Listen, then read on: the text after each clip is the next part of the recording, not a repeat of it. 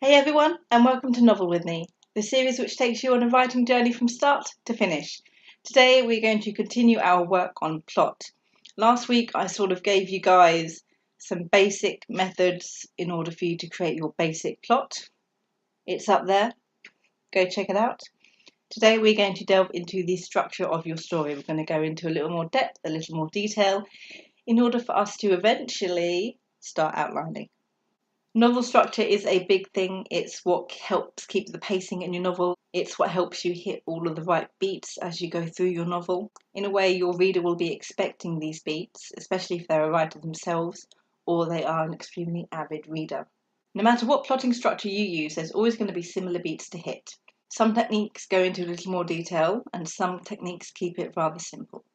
Today I'm going to be going over 3 different plot structure methods for you to use, and be sure to look out for my personal plot structure post in which I will talk about the way that I have started plotting my novels, coming to you soon, hopefully. I will be talking about in quick detail, because I don't have that much time and I'm guessing neither do you, the 3-act method by K.M.Weilands, Dan Harmon's story structure, and the hero's journey. In normal circumstances, I would include examples of all of these, especially when I'm talking about the different beats that you have to hit. But I'm doing 3 plot structures in one, and that would take up way too much time. But don't worry, I'm going to link all of these structures down below in the description box so you can give them a read through and look up any examples if you feel that you need the extra help. Because I certainly did. I suck at stuff like this, oh my god. We'll start with Dan Harmon and his story circle, which is 8 points. And don't worry, it's not just going to be me talking at you. Today, I have a board. I made it just for you guys. You're welcome. I also made a little bit for me, so not so welcome. So Dan Harmon's story structure is one of the simplest out there. It has 8 beats to hit. Obviously, you will stick different plot points, different scenes in between and all around these 8 different segments. You just draw a circle and segment it into 8, going around. The top half of the circle is order. It is the stability. It is the world that your character knows and understands. The bottom half of the circle is chaos. That is the world that your protagonist is going to be travelling into, the world that they do not know, the world in which they need to learn in order for them to get what they want. We're going to start from the beginning. Number 1. Very simple. You. This is the very beginning of the novel. It is you. It is the introduction to the characters. It is an introduction to their setting, their current world. Number 2 is need. Your need. Because take this as a second POV. Plot structure, we're talking about you being the protagonist. Your need. What do you need? What does your character need? This is their goal, the thing that they are after, the thing that they are going to go through the story in order to try and get. Number 3, go. Where you go simply into the new world, into the strangeness that is happening around you. Number 4,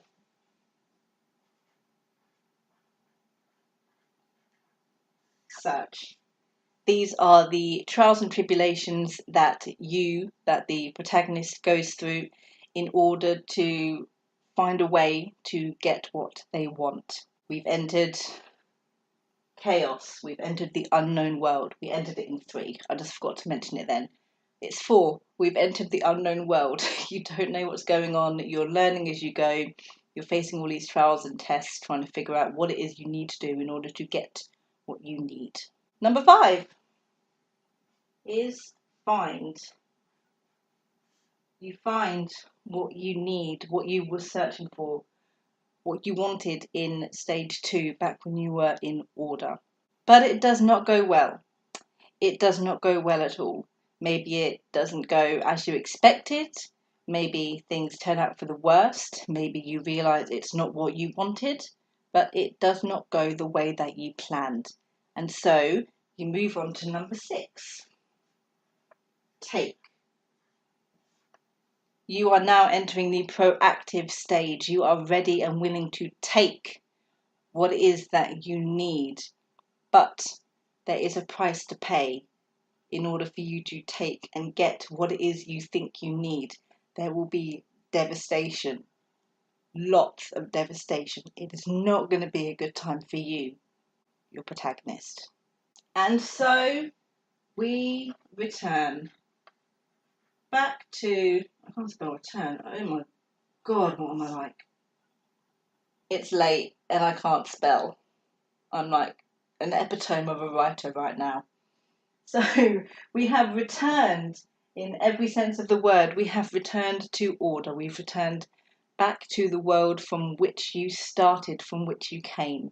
You've got a new understanding now of the world around you, and you have a new need. And by gosh, are you going to go out and freaking get that need? That sounded weird. So we go to 8, and you change. This is the final showdown. This is you going up against whatever it was that was stopping you from getting what you need and defeating it, squashing it. You win. You win. You win. You might win. You might sort of win. It could be a plot-driven win where you get the object or achieve your goal. It could be an internal win. You've discovered something new about yourself and winning in the process. It's all up to you. And that brings you all full circle back to you, Wood. But you are where you were at the beginning of the novel. Everything looks the same, but everything is different. You are different. You have a new understanding of the world. You have a new need, a new goal, and you are better or worse because of it. Who knows? Dan Harmon Story Circle. 8 lovely points, which bring you full circle back up. Yay! I hope I explained that right. There's a link down below in case I completely fudged that up. So have fun. We're going to move away from Dan Harmon's story structure. Oh, I'm rubbing up my beautiful circle. I'm so sad. And we're going to move on. Oh, I can't write today, can I? We're going to move on to the hero's journey. This is every single action movie ever. It sort of goes hand in hand with the chosen one trope, the chosen one cliche. If it's a chosen one trope, if it's a chosen one book, guaranteed it follows the hero's journey. Like, absolutely guaranteed. Now, there are 12 points to the hero's journey from start to finish. I hope I can fit them all onto this board. This might not go so well. Number 1 is your ordinary world. This is your protagonist. We meet them, we meet their setting, we sort of understand and get to learn more about them, their goals and their dreams. Perhaps not the goal of the story, but their own personal internal goal, which is just as important. Number 2 is the call to adventure. I hate writing as I talk, so I talk faster than I write. This is where your protagonist is confronted with a challenge. There are many ways that they can be confronted with this challenge. They can stumble across it, they can be given a quest or a challenge to do, or they can just sort of decide head first that they are going to go and sort out whatever problem happens to be plaguing the world that they're in. Number 3 is the refusal of the goal. They could be a little bit iffy about it. They might not think that they can do it. They might not want to do it. But somewhere along the line, obviously, they're going to have a change of heart and they're going to go and do the thing. Number 4. Meeting the mentor. I don't know what else I can really add to that. You meet the mentor. Number 5, crossing the threshold. This is the point of no return. Do not pass go, do not collect £200, although that would be awesome if you could go and collect £2,000. Can't back out. Whatever you have set out to do, now you need to go and do it. There's no way now that you can say no. Number 6, tests, allies, and enemies. My writing's getting smaller and smaller. I will fit it all onto the board. I will. Bad news. There's a bunch of challenges to overcome. Good news. Squad goals, besties, friends forever. Whatever slang it is you kids use nowadays for friends, I don't know. You get into trouble a lot in stage 6. Like, a lot. Have fun with that. Number 7, approach to the innermost cave. Not a literal cave, although to be fair, depending on your novel, it might be a literal cave. You are approaching the antagonist, you are approaching whatever it is that is stopping you. You're not 100% there yet, of course, but you're learning, you're growing, you're preparing yourself, you're approaching the danger zone. Be careful. Number 8, ordeal. Things just went crap. If you're scared of spiders, there's a massive one crawling towards you right now. That's how crap it's got. This is a low point for you, like an utter low point. Hopefully it will get better. Number 9, the reward. There's a light at the end of the tunnel, at the end of the cave, with the spider in it that's crawling towards you. Hopefully not. I'm really sorry I mentioned it. There is success. You have just achieved a goal. You've made a win. Not the ultimate win, but you've made progress. You're doing good. Number 10, the road back. You have a win. If I've moved, there was a baby. Number 10, the road back. You've had a win, but your success has consequences. The villain is now, the antagonist is now they're coming after you. They're coming after you. Be ready. Number 11, resurrection. This is it. This is it, the finals, the climax, the season finale. Has your protagonist got what it takes? We're sure as heck gonna find out now. Have they learned enough? Have they experienced enough to become triumphant? Number 12, return with the elixir. Again, not a literal elixir. That's how you spell elixir? That's how I spell elixir. Obviously not a literal elixir, again, unless your story calls for them to go and find an elixir. Then well done. You got it. It's home time, finally. You've achieved your goal, you got what you wanted, but you're different. You've changed. The hero's journey is one of the ones that is slightly more complicated. Not by much, obviously. Everything can fit into a really nice, neat little package there. 12 points. Double up on the points. You've got, what, 24 chapters and then 2 points. 2 points per chapter. And that's an easy way of fitting it into at least a 24 chapter novel. Right, so we're going to rub out the hero's journey, which I did manage to fit on the board like I knew I would. Hoped I would. Next, I need to turn my board this way. And we are going to go into K.M.Weilands. I hope I'm saying your name correctly. 3-act method. Obviously, you're going to start with 3 acts. the beginning, the middle, and the end. It's that simple. It's not that simple at all. There are various different points throughout all three of these novels. I think K.M.Weilands' The Three-Act Method is the most difficult, at least for me, to figure out and structure with, but it's also the most detailed, and it's also the one which is really, really handy in all the beats and the pacing. It comes with really handy percentages, so what percent these things should be happening at which stage in your novel. I'm not going to go through the percents, but again, I'm going to link down below to the sources for you to have a look at.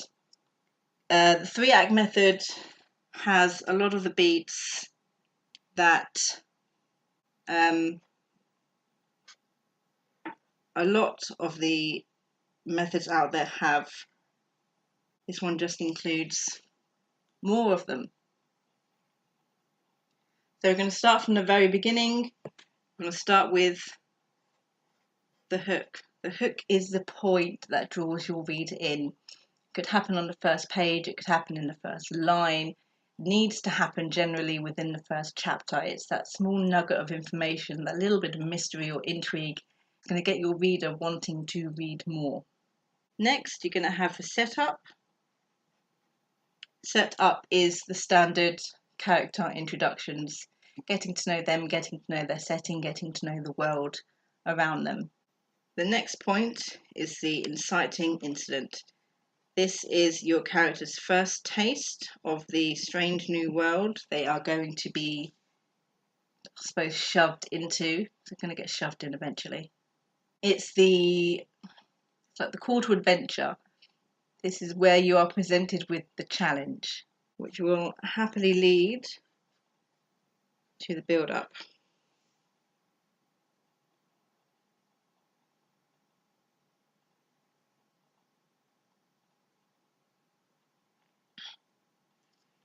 Build-up is your character sort of exploring this new world, plot points are being moved into place, the tension's rising, something happens, they're more than likely going to go, yep, I'll agree to do whatever it is I need to do at this point. And then we get to the first plot point. This is the point between Act 1 and Act 2. Act 1 being your setup and introduction. This is what pushes the plot from setup to in motion. So we're going to start the second act. There are a lot of points in Act 2 because Act 2 is, out of all three acts, it's your longest act. So you had a 90,000 word novel, split that into three. Acts 1 and Act 3 are going to be 22,500 words. Act 2 is going to be 4,500 words. It is basically half your novel.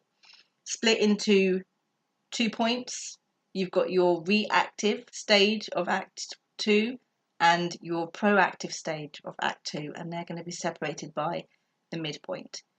I'm going to stop talking about that now, and we're just going to get back to it. We're going to start with the reaction. Your characters just learned something big about the world, something big to do with the plot, and obviously they're going to react to that news, to that information, to the event that's just happened. This is where the trials and tribulations come in.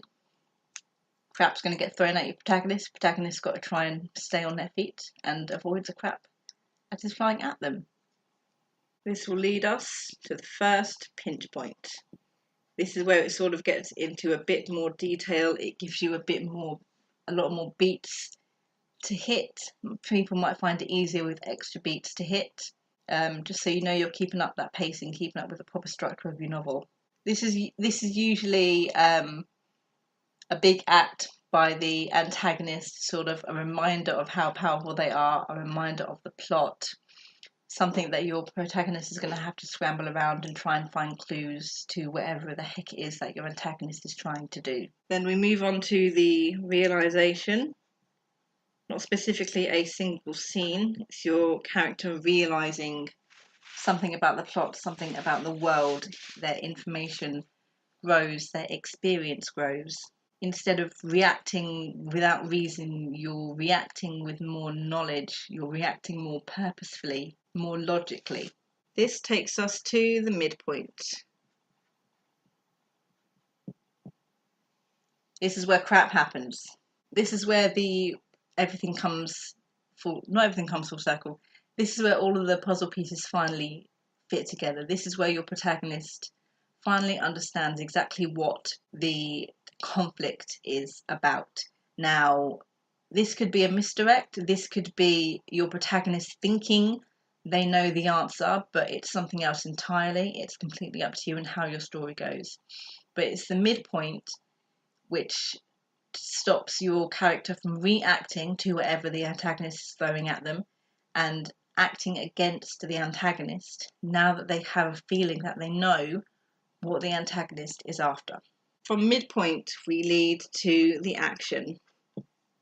I don't know why I keep underlining some and not underlining others. Action. Your protagonist is now proactively working against the antagonist. The protagonist is making the moves, they are making the decisions. They may go right, they may go wrong, they may make mistakes, but instead of letting stuff happen to them, they are making stuff happen. This leads us to the second pinch point. This is an event, a moment that happens that can serve as a great act of foreshadowing against later events that are to come. They serve as a reminder to the protagonist's motivation, why they are doing what they're doing, why they need to keep doing what they're doing and facing off against this antagonist. Which leads us to the renewed push. The protagonist, realizing again what exactly is at stake, makes more headway against the antagonist. They win, they have a victory, or do they? This is one of those great moments that can go from a high to a low. Your protagonist thinks he's had a major victory, but you know what? The antagonist probably saw it coming and is going to do something just as devastating in return. Will lead us to the third plot point. More crap hits the fan. This is, your character's darkest moment. This is the consequence of their actions in the second act. This is the consequence of their victory against the antagonist. They're not in a good place. They've got to take a step back. They've got to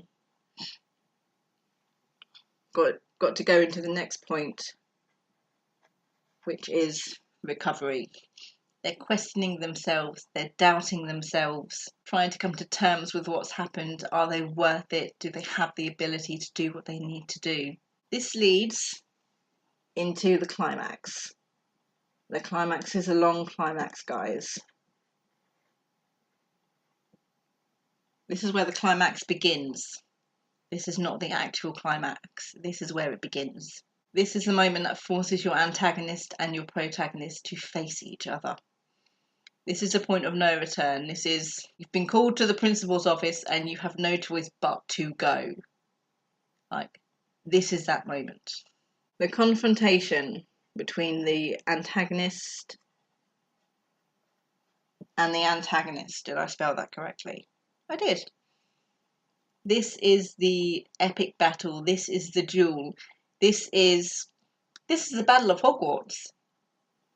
The confrontation is the Battle of Hogwarts. There we go. I gave you an example for that one. This is the duel, whether it's to the death, whether it's to not. This is your antagonist and your protagonist at each other's throats, which leads you straight to the actual climax of the book. This is when the protagonist's goal is met. This is when you have won. You've done it. Congratulations. Now you can pass go and collect £200. There is no way at all that this conflict can continue. It has ended. Which leads you right into the final phase, which is the resolution. This is your character finally going home.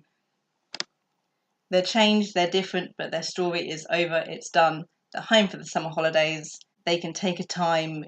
This is where you bring your reader out of the conflict, out of the climax, bring them back down to a level where they feel that they can breathe.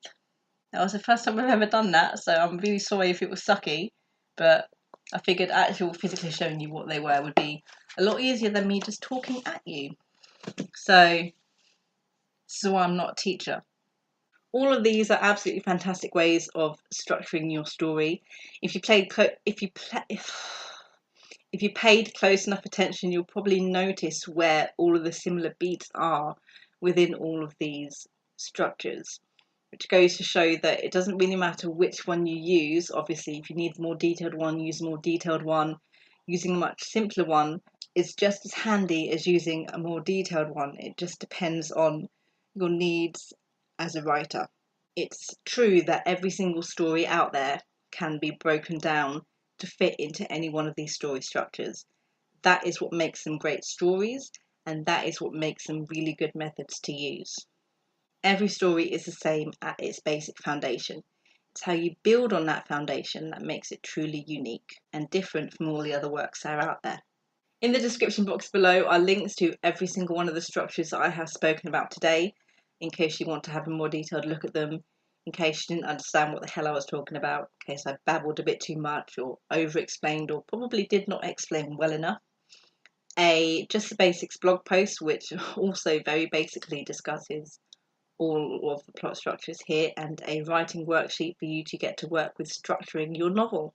Next week we'll be talking about how to plot a series, whether that's a duology, a trilogy, a quadrology, whatever Harry Potter ology is, because plotting a series is a lot different than plotting just a standalone novel. Thank you so much for watching, and I'll see you next time. Good thoughts and happy writing!